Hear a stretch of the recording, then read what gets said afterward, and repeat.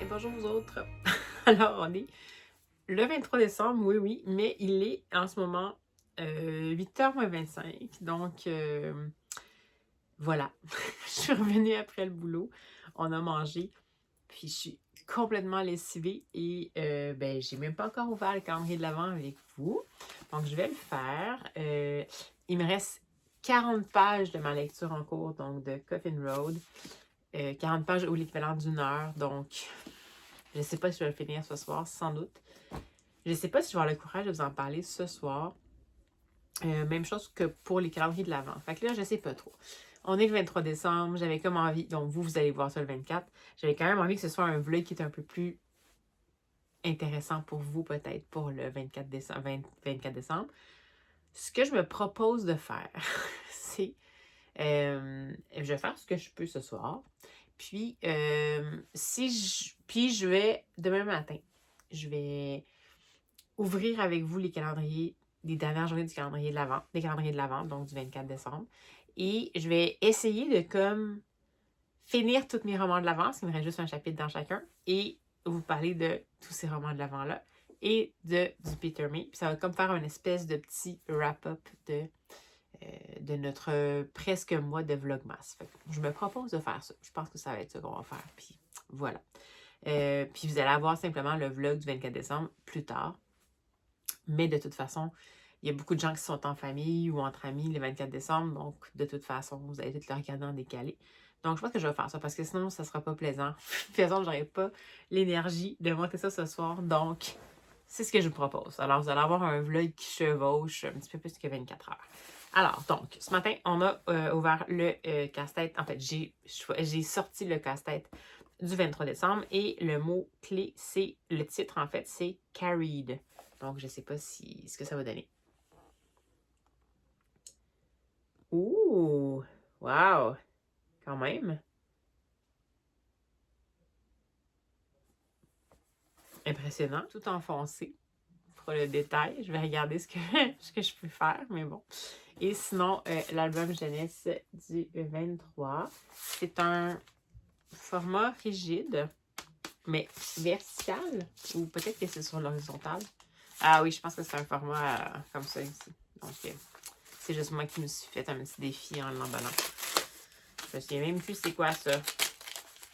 Qu'est-ce que ça peut bien être? Qu'est-ce que c'est? Ah oui! Bon. Je voulais absolument le lire, puis je l'ai acheté. Mais je vais vous dire qu'entre-temps, l'auteur est devenu controversé. Donc, mais bon, je vais focuser sur l'œuvre et pas sur l'auteur, mais l'auteur est devenu controversé pour des raisons potentiellement fondées en lien avec des abus sexuels.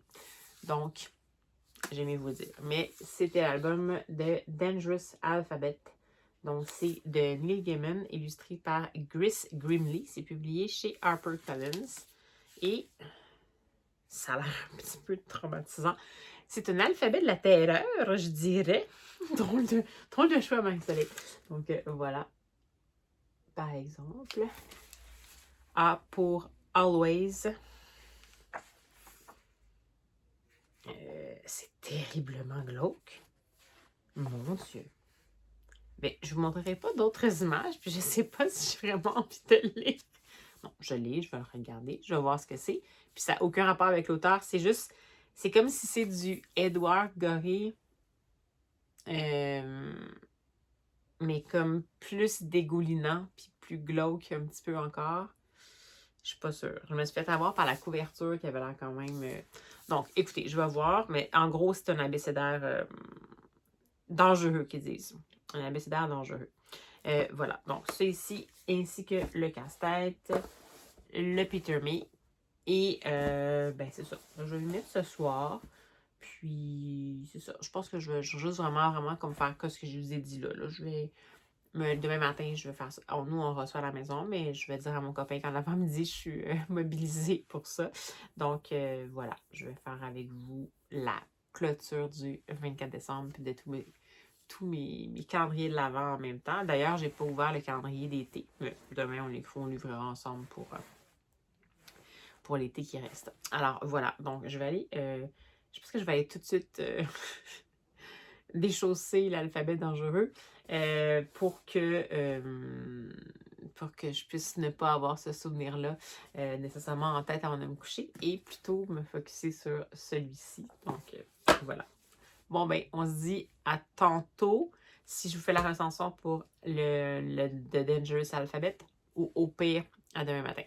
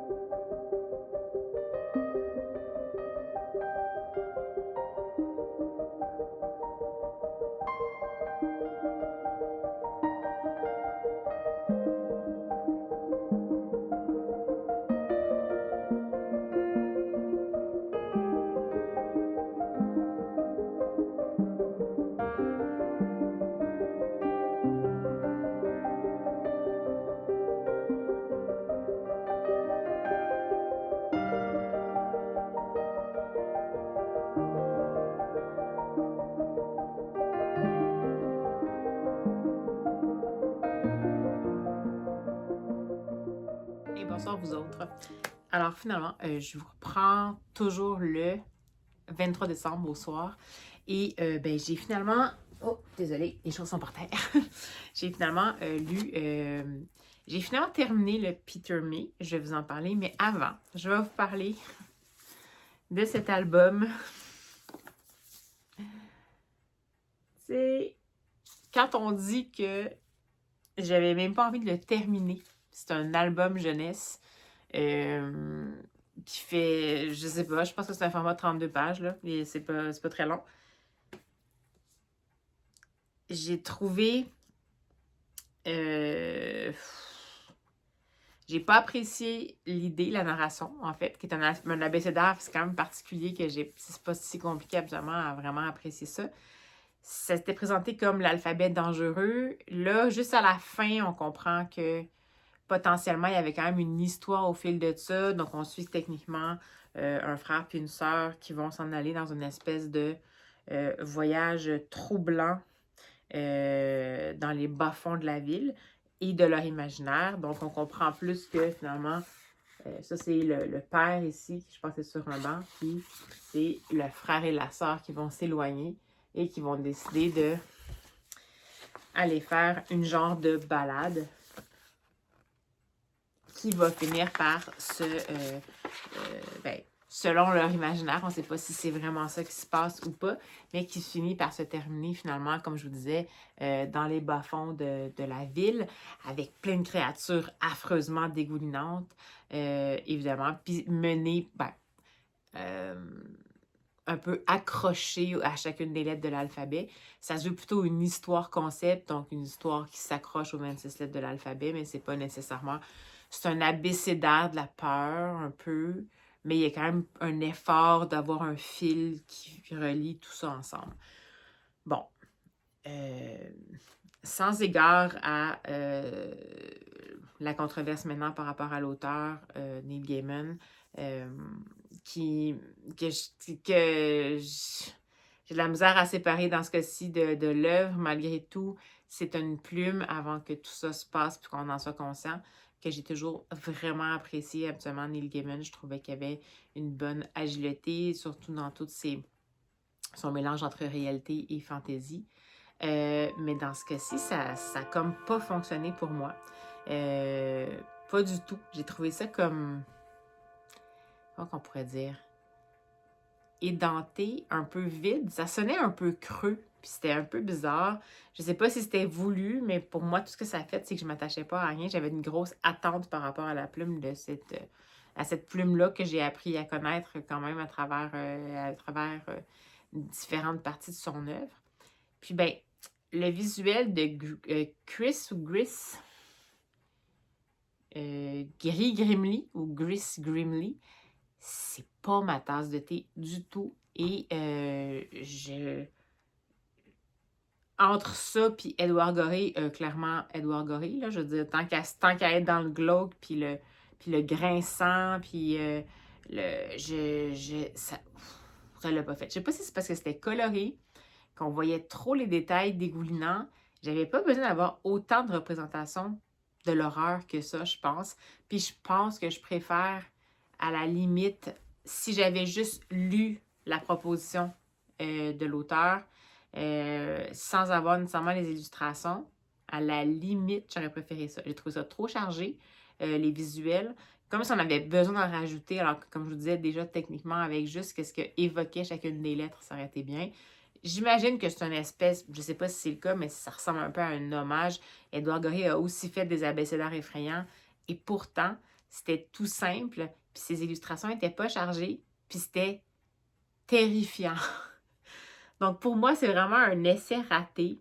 Je suis désolée de le dire, mais je me disais juste, je me rendrai jamais jusqu'à la 26e lettre de l'alphabet. Je vais pas y arriver. Donc, écoutez, peut-être qu'il y en a qui l'ont lu et qui ont adoré. Moi, c'est vraiment... Ça n'a pas fonctionné. C'est dans les premières fois... il y a quelques albums que j'ai moins aimés dans voyons, dans le calendrier de l'avant des albums jeunesse, mais là, celui-là, c'est quelque chose. Ça n'a juste pas fait. Peut-être que je ne vais pas m'étaler là-dessus encore plus longtemps. C'est juste ça, ça n'a pas fonctionné, ça n'a pas fonctionné. Par contre, le Peter May, Coffin Road, publié ici chez River Run, mais que j'écoutais en livre audio lu par Peter Forbes, qui est un narrateur extraordinaire. C'était un des Peter May aussi qui est mémorable. À date, j'ai été déçue par aucun Peter May. Donc, aucun. Et puis là, ben, celui-là, dans le fond, bon, plus on avance, puis plus on se rend compte comment les trois parties peuvent avoir un lien ensemble. On voit finalement, c'est DS Gunn, pas DI, là, je l'ai fait, je pense, gradué, mais c'est Détective Sergeant Gunn, que je vous disais, là, le policier qui avait travaillé sur l'île de Lewis, puis qu'on a vu plus dans la trilogie de Lewis avec l'ex-policier Finn McLeod. On le voit, il va mener une enquête qui va s'entrelacer avec les deux autres points de vue potentiellement du roman, mais sa présence est un petit peu moins grande, donc dans le fond, j'aurais peut-être aimé en avoir un petit peu plus, mais c'est pas nécessaire parce que vraiment, c'est hyper bien construit. C'est du Peter May, sa plume est super bien ciselée. En même temps, est très sensible, est très fine, et très délicate, étrangement, même si ce qui évoque, c'est pas nécessairement délicat. Mais dans ce cas-ci, la construction de l'intrigue est bien... je trouve que d'avoir fait cette proposition-là de plusieurs points de vue, c'est plusieurs points de vue bien assumés. On suit un point de vue pendant un bon moment avant nécessairement de passer à un autre. Et puis, au début, on se demande vraiment, on se doute bien que ça va se relier, mais il n'y a pas un moment où je me suis dit, OK, c'est ça. Il y a des fois où je me disais, OK, fait que ce personnage-là, techniquement, a un rapport avec le reste, mais on ne savait pas trop. Puis comme on ne suit pas, comme le DS Gun n'arrive pas avant au moins le tiers du livre, bien, on est laissé à nous-mêmes comme lecteurs à essayer de suivre les points de vue qui nous sont proposés, puis essayer de se dépatouiller, de comprendre qu'est-ce qui se passe. Ah, c'est vraiment excellent. C'est vraiment, vraiment bon. Celui-là, c'est un stand-alone, mais en même temps, ça se passe comme un peu dans l'univers de la trilogie de Lee Lewis. C'est pas sur cette île-là, c'est dans les Hébrides, mais c'est pas sur cette île-là, mais bon. Je sais pas quoi dire d'autre à part Peter May. Juste, c'est ça. Peter May. Rien d'autre à dire. C'est... En plus, dans celui-là, il y a dans ce roman-là, en plus d'avoir ces îles-là qui deviennent un personnage principal, l'atmosphère qui est là, les embruns, la mer, le côté isolé des îles qui sont des personnages presque à part entière, on a une dimension assez glaçante qui est une dimension écologique et qui est tout à fait ancrée dans la réalité et que j'ai lu, puis c'est pas quelque chose que je sais pas, mais on dirait que de le lire, puis de voir l'impact que ça a, puis de le voir répéter comme ça, disons que c'était peut-être pas le livre le plus rassurant pour la grande anxieuse que je suis, mais c'est extrêmement bien fait. Dans le fond, comment Peter May fait ça, c'est que ça fait quand même c'est quand même une partie importante, entre guillemets, de son intrigue, mais j'en dirai pas trop parce que sinon, ça va vous divulgacher. Mais comment il fait pour que nous, en tant que lecteurs, ça suscite la réflexion ou ça, je sais pas, ça fasse mijoter les choses, c'est qu'il instille des évocations, il instille bon, il y a des moments où c'est vraiment de l'information, il y a des grands moments où c'est de l'information d'ailleurs, c'est par rapport à Peter May, ce roman-là, c'est quand même, il y a des moments où on apprend des choses volontairement et tout, mais il fait vraiment se glisser subrepticement l'angoisse puis l'inquiétude, le sentiment d'urgence. Pas nécessairement. Ben, le sentiment d'impuissance aussi, mais en même temps, plus le sentiment d'urgence, comme dans il est tard, mais on peut peut-être encore essayer de faire quelque chose. Donc, je sais pas, c'est quand même un pari assez audacieux. Ben, c'est-à-dire qu'on en a vu beaucoup, vous allez me dire, des romans écologiques en ce moment. Mais un roman écologique sur fond d'île écossaise, je ne sais pas si ça pleut tant que ça. Peut-être que oui. D'ailleurs, si vous en connaissez, je serais vraiment preneuse pour les suggestions, pour les titres. N'hésitez pas à les mettre dans les commentaires. Donc, ben voilà. C'était une lecture excellente. J'aurais voulu pouvoir m'étendre encore plus sur le sujet, mais premièrement, c'est un roman policier, fait que je ne veux pas trop vous divulgacher. Deuxièmement, je vous ai vraiment parlé de Peter May souvent. Mon amour de sa plume, je ne sais plus trop comment vous en parler, mais c'est trop, pour le moment, c'est dans mes auteurs marquants de 2025. Et pas parce que c'est un nouvel auteur, mais pour moi, c'est une nouvelle découverte. Et troisièmement, parce que je suis complètement éclatée, comme vous pouvez le voir, j'ai juste, c'est les contre-coups de tomber en vacances, parce que oui, je suis en vacances. Et puis là, ben c'est ça, la grosse fatigue qui me pèse, au début, le mal de tête.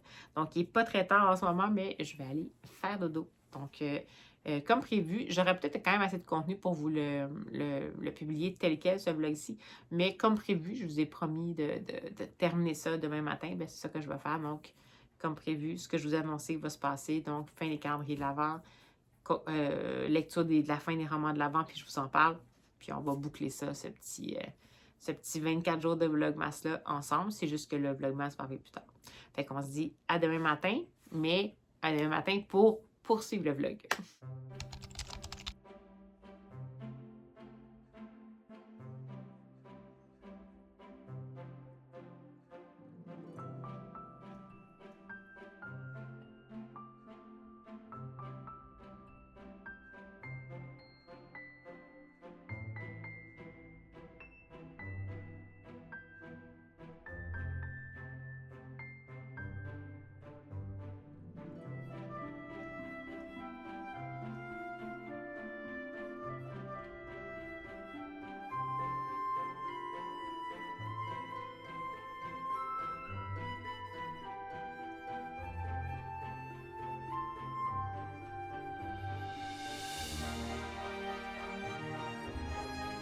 Et bonjour aux autres. Alors, on est le mercredi 24 décembre au matin. Alors, comme promis, on se reprend pour terminer ce dernier Vlogmas en 2 parties.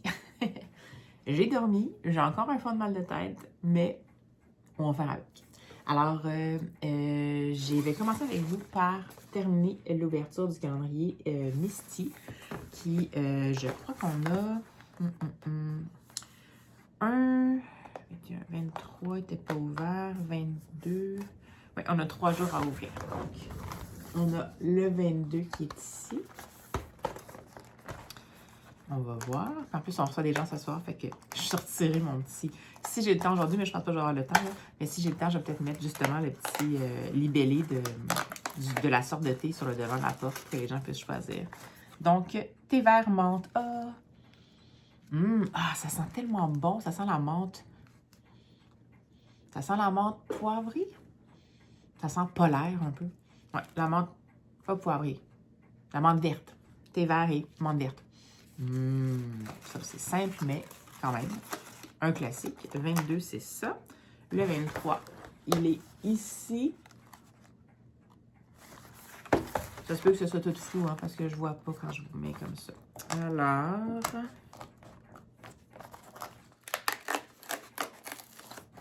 Oh, il déchire un petit peu ma petite porte. C'est pas grave, c'est pas grave. Alors, qu'est-ce qu'on a? Thé noir, canneberge givrée, feuille de thé noir, feuille de mûre, canneberge, pétales de cartame et de bleuet, arôme naturel. C'est très festif. Moi, je suis moins... Mais c'est toujours avec un thé noir, je pense que ça peut toujours le faire. C'est sûr que les thés parfumés, je suis moins... Mais là, dans ce cas-ci, avec ceux-là, j'ai comme un feeling que même les super parfumés, je vais les aimer parce que c'est une base de thé noir et que, à date, tous ceux qui étaient parfumés, comme je vous dis, c'est un des Earl Grey que j'ai adoré. C'est leur Earl Grey qui est framboise bleuet, je pense, alors que d'habitude, on ne touche pas à mon Earl Grey. Donc, ça serait à essayer quand même. A priori, pas nécessairement, mais ça serait à essayer. Et enfin, le 24 qui est ici. J'imagine que c'est le thé blanc parce qu'il n'y en a pas d'autres. Puis il y a des instructions pour les thés blancs en arrière. Sinon, ben, ça va avoir créé une attente pour rien. On va voir ça. Aïe! Aïe!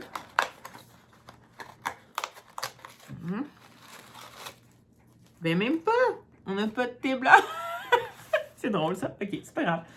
Tisane, sablé de Noël, pomme, groseille, sureau, écorce de saule blanc, gui, stevia, canneberge, pétales de camomille, arôme naturel.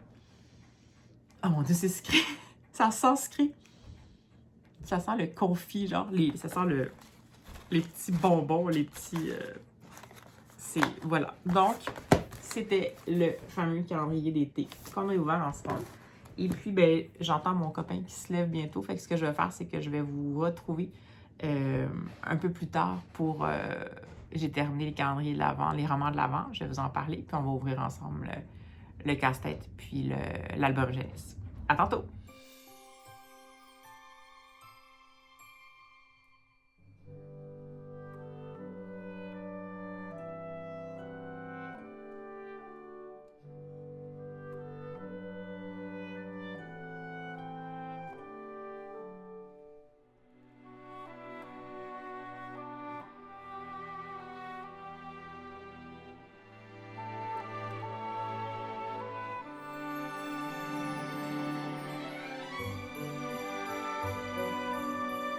Bonjour vous autres. Alors toujours le mercredi 24 décembre, ça se peut que vous entendiez vraiment beaucoup de bruit autour parce que on a reçu beaucoup de neige. Et bien là, tout le monde essaie de déneiger son entrée pour pouvoir circuler. Alors voilà. Mais je pense que le plus gros est fait autour de chez moi, donc ça devrait aller. Alors, on se retrouve donc comme prévu et comme promis pour ouvrir le dernier calendrier de puzzle, donc qui est Woodland Christmas. Alors, allons-y. Ouais. Absolument satisfaisant. Pas mal plus que celui d'hier. En fait, hier, il était beau, mais c'est le seul dans toutes les illustrations qui, pour moi, correspondait moins à l'espèce de côté tendre et qui venait me toucher de cette illustratrice-là. Mais c'est tout sur les 24. Donc, que c'est moins mon genre. Sur les 24, je trouve que c'est quand même pas mal. Celui-là, il a l'air excellent. Un Noël à l'extérieur. Oh, j'ai hâte de faire ça. Et le dernier, ensemble pour l'album le 24. Oups, excusez. 24. Je pense que je me souviens ce que c'est parce que c'est un petit format. Et si c'est ce que je pense, ça va être drôle que je l'ai enchaîné finalement avec celui d'hier qui m'a pas plu du tout.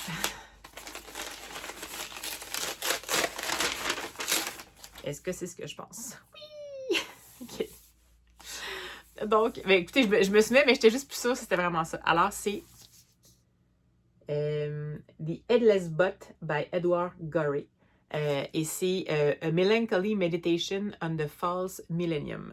Donc, le fameux Edward Gorey, dont je vous parlais hier, qui est, à mon avis, l'auteur indétrônable du grinçant, du noir et de l'absurde dans ce qui est supposément pour enfants. Donc, dans les albums pour les grands. Et je pense, comme je vous disais, que le fameux album hier que j'ai lu se voulait quelque chose qui avait un rapport avec ça, mais c'était pas à la hauteur. Donc, Edouard Gorey, pour rappel, c'est ce type d'illustration-là. Là, ils sont en couleur, mais souvent, ils sont en noir et blanc, avec toujours un petit... souvent, ça va être une phrase, ou là, dans ce cas-ci, je pense que c'est un verset, quasiment. On dirait presque que c'est la métamorphose de Kafka. Qu'est-ce que ça dit?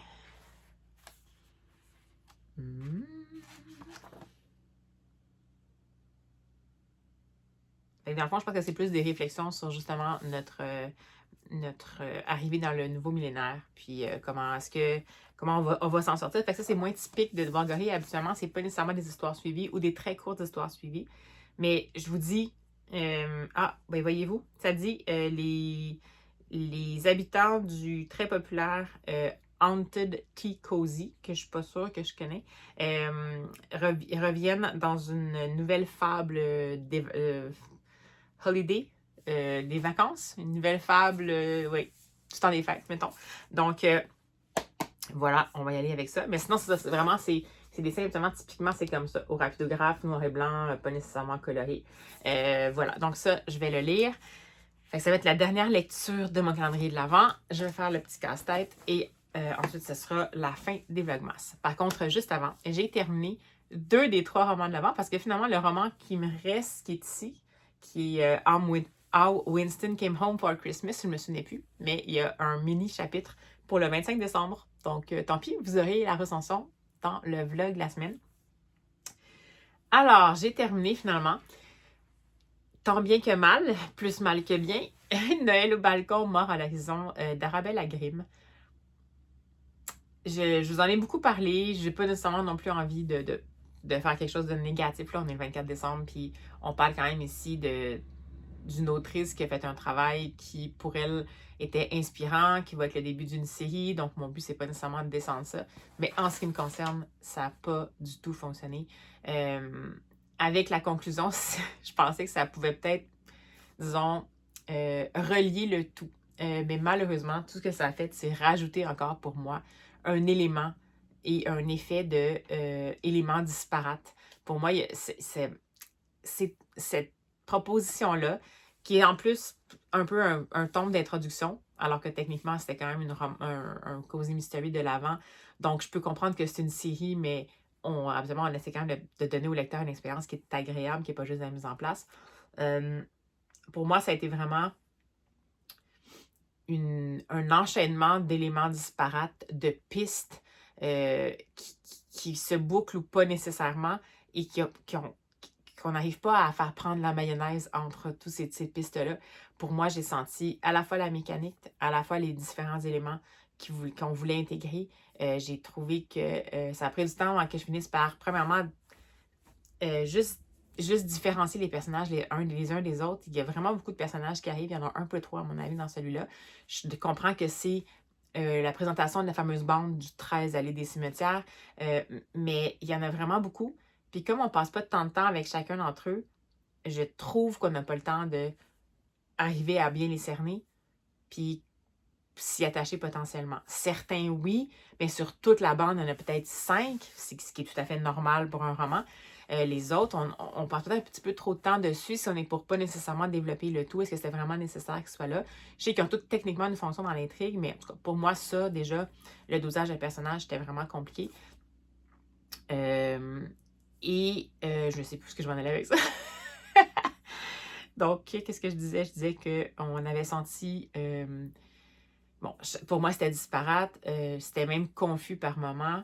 J'ai trouvé que le premier tiers, ça prend au moins un bon tiers avant qu'on arrive à comprendre que finalement, il va potentiellement avoir comme une enquête puis de quelle façon ça va se passer. On est beaucoup plus dans l'intériorité du personnage principal et pas nécessairement dans un cozy mystery. Puis là, tranquillement, on va comprendre que potentiellement, l'autrice essaye d'installer des éléments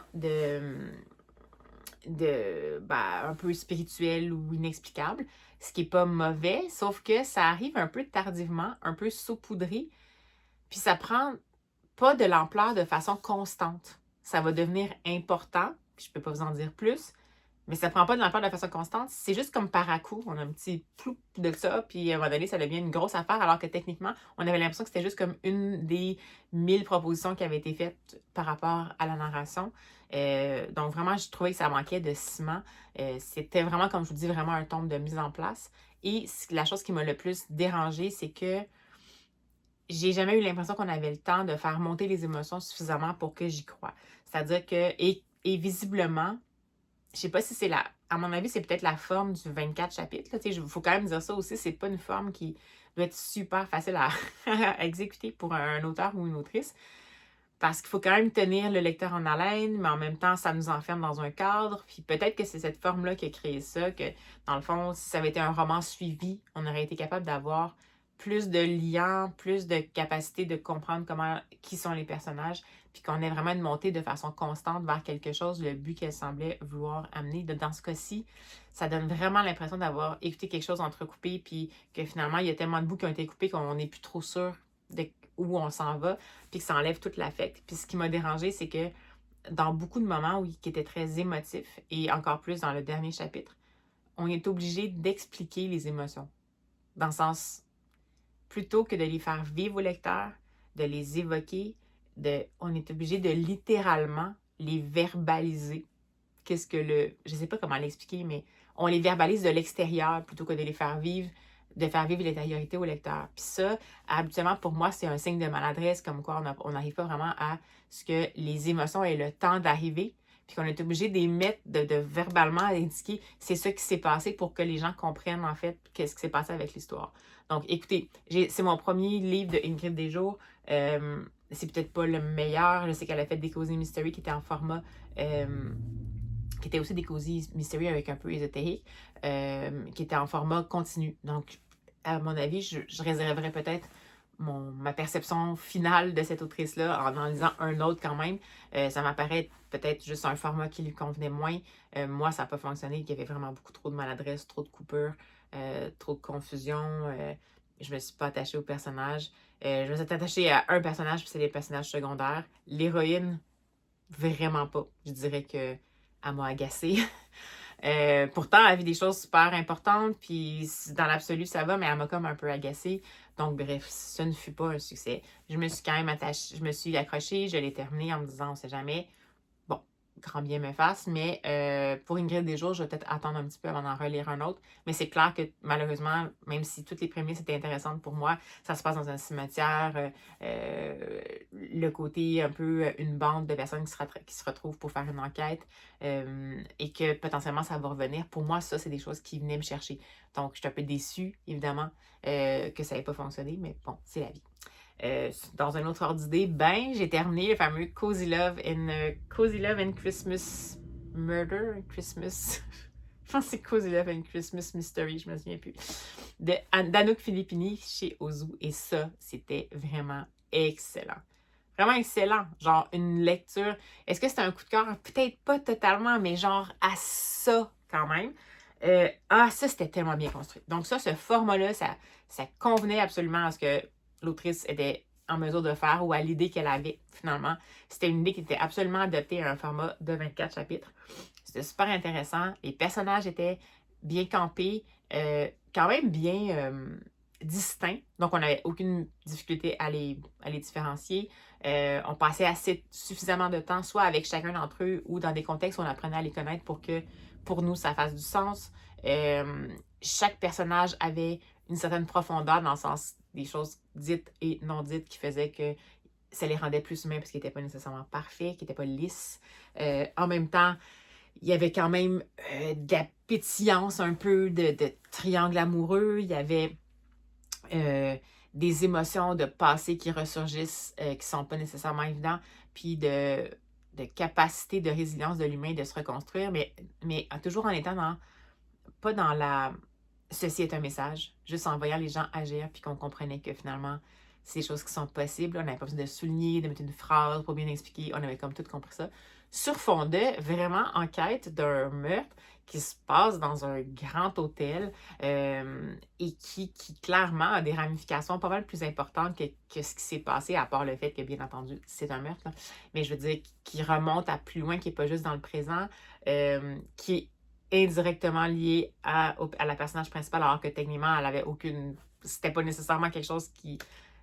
Elle voulait aller travailler à cet endroit-là, mais ça aurait pu ne jamais se passer. Donc, c'était pas parce que c'était prévu qu'elle arrive là, puis que là, finalement, tout est lié. C'est juste que pour elle, il y a aussi des attaches indirectes par rapport à ça.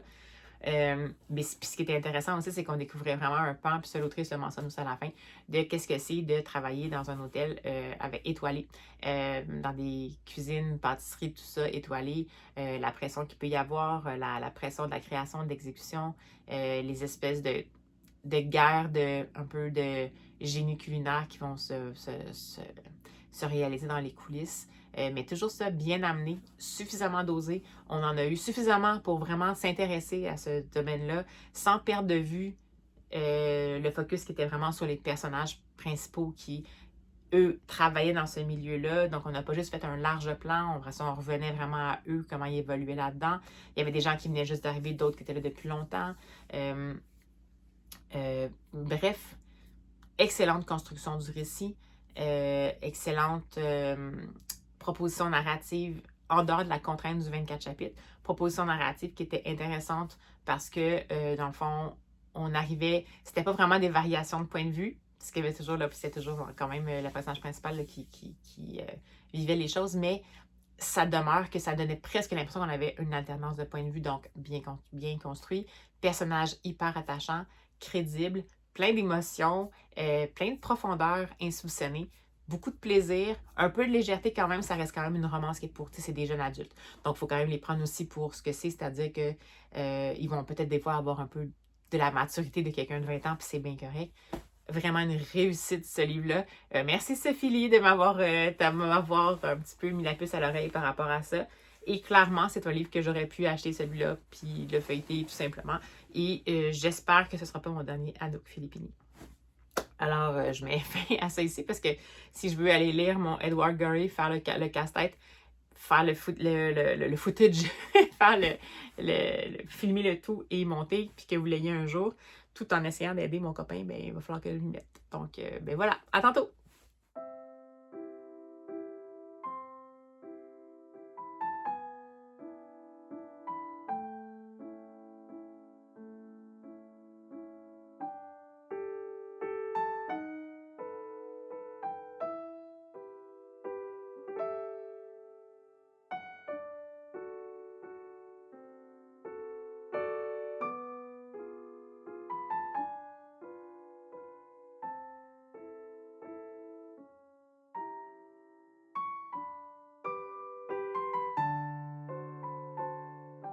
Hey, bonjour vous autres.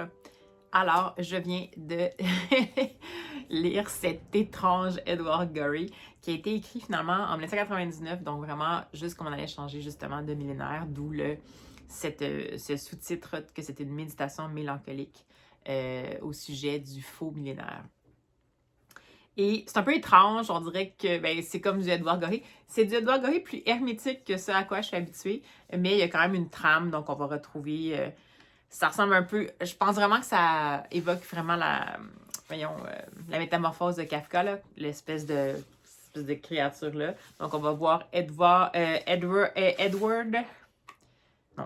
Gravel, j'imagine que c'est Edward Gorey, avec cette espèce de barombug-là, qui vont... On dirait que c'est comme les célébrations sont terminées, puis ils sont un petit peu en train de se dire qu'il faudrait qu'ils ramassent. Et va arriver en scène un moustique qui va dire « Je vais vous amener à un endroit où vous allez voir que toutes sortes de choses peuvent arriver. » Et il les amène dans une espèce de time travel qui semble être une espèce de révision un peu du 20e siècle.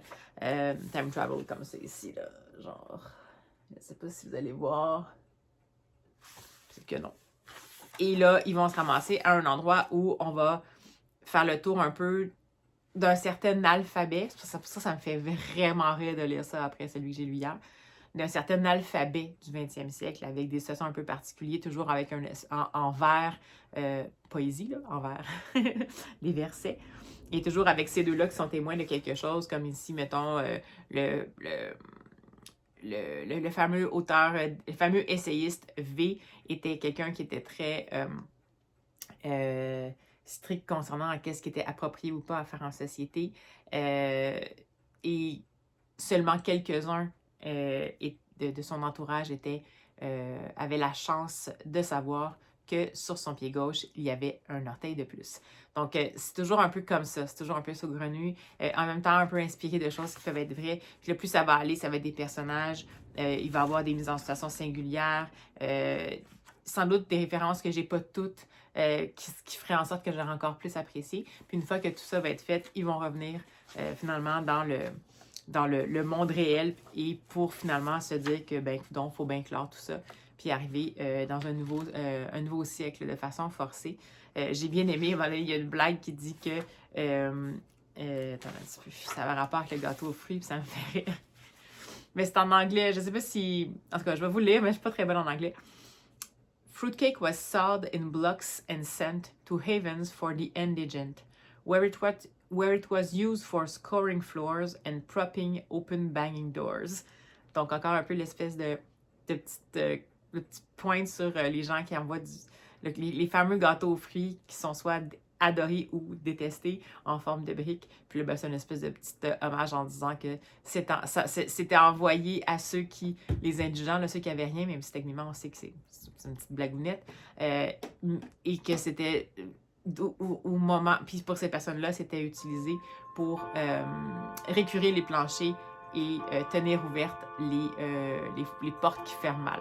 Donc, c'est toujours ce genre d'humour-là, un humour noir, un humour caustique, dans ce cas-ci avec des référents un peu plus historiques, entre guillemets, et vraiment à la frontière entre le complètement déjanté et le structuré.